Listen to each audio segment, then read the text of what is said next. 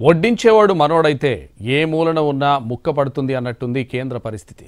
అన్ని రాష్ట్రాలు సమానమే అని చెప్పే కేంద్రం మెట్రో విషయంలో మాత్రం చిన్నచూపు చూస్తోంది. డిపిఆర్ లేకున్నా వేల కోట్లు ఇస్తోంది.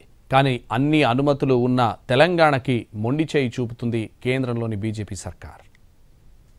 కేంద్ర రాష్ట్ర ప్రభుత్వాలు కలిసి పనిచేస్తేనే దేశం సమగ్ర అభివృద్ధి సాధిస్తుంది. కానీ కేంద్రం కొన్ని రాష్ట్రాల పట్ల వ్యవహరిస్తున్న తీరుతో ఇక్కడ ఐక్యత స్ఫూర్తి లోపించినట్టు కనిపిస్తోంది.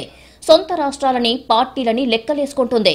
ఇందుకు ప్రత్యక్ష ఉదాహరణ తెలంగాణ మెట్రోకు కేంద్ర కేబినెట్ కనీసం నిధులు విడుదల చేయకపోవడమే. గతంలో ఉన్న ప్రభుత్వం కేంద్రం వద్దకు వెళ్లి వినతులు కూడా ఇవ్వలేదు, మేం పనులు మంజూరు చేయలేదు అని చెప్పారు. కానీ ఇప్పుడున్న ముఖ్యమంత్రి రేవంత్ రెడ్డి మంత్రులంతా కేంద్ర మంత్రులు ప్రధాని చుట్టూ తిరుగుతున్నా నిధుల కేటాయింపులో చిన్న చూపే చూపిస్తోంది. తెలంగాణ ప్రభుత్వం రెండో ఫేజ్ మెట్రోకు 26,000 కోట్ల అంచనాతో డిపిఆర్ ను సిద్ధం చేసి కేంద్రానికి పంపింది. నిధులు ఇవ్వడంలో మాత్రం కేంద్రం చిన్న చూపే చూసింది.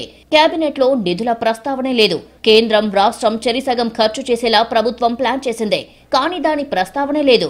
రేవంత్ సర్కార్ హైదరాబాద్ సిటీలో మెట్రో ఫేజ్ 2B ప్రాజెక్టుకు 86.1 కిలోమీటర్లకు 19,579 కోట్లతో కేంద్ర రాష్ట్ర ప్రభుత్వం జాయింట్ వెంచర్తో చేపట్టాలని కేబినెట్ నిర్ణయించింది.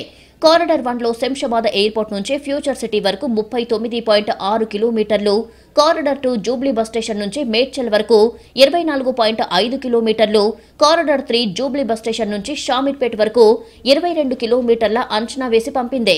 కానీ కేంద్రం నిధులు విడుదల చేయడంలో అంత సానుకూలత చూపలేదు. 4 వైపులా ఈ మెట్రో రైలు పూర్తి స్థాయిలో విస్తరణ చేసే ఒక కార్యాచరణ తీసుకుని ముందుకు వెళ్తా ఉన్న ధర్మిల సెకండ్ ఫేజ్ సంబంధించి ఈ రోజు మెట్రో కేబినెట్ నిర్ణయం తీసుకోకపోవడం చాలా బాధాకరం.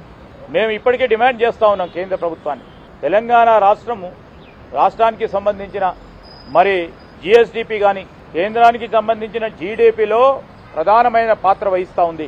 అలాంటి సందర్భంలో అక్కడ కావాల్సిన మౌలిక సదుపాయాల విషయంలో తప్పకుండా మరి స్పందన చూపెట్టాలి.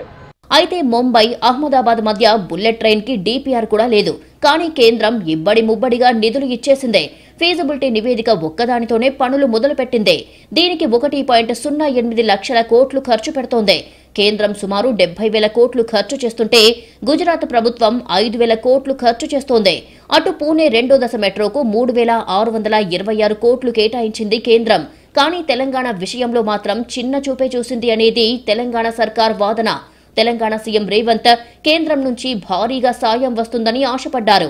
అభివృద్ధి కోసం సహకారం ఇస్తుందని లెక్కలు వేసుకున్నారు. కానీ కేంద్ర కేబినెట్ నిధులు ఇవ్వకపోవడంతో మళ్లీ తన ప్రయత్నాలు మొదలు పెట్టాలని డిసైడ్ అయ్యింది సర్కార్.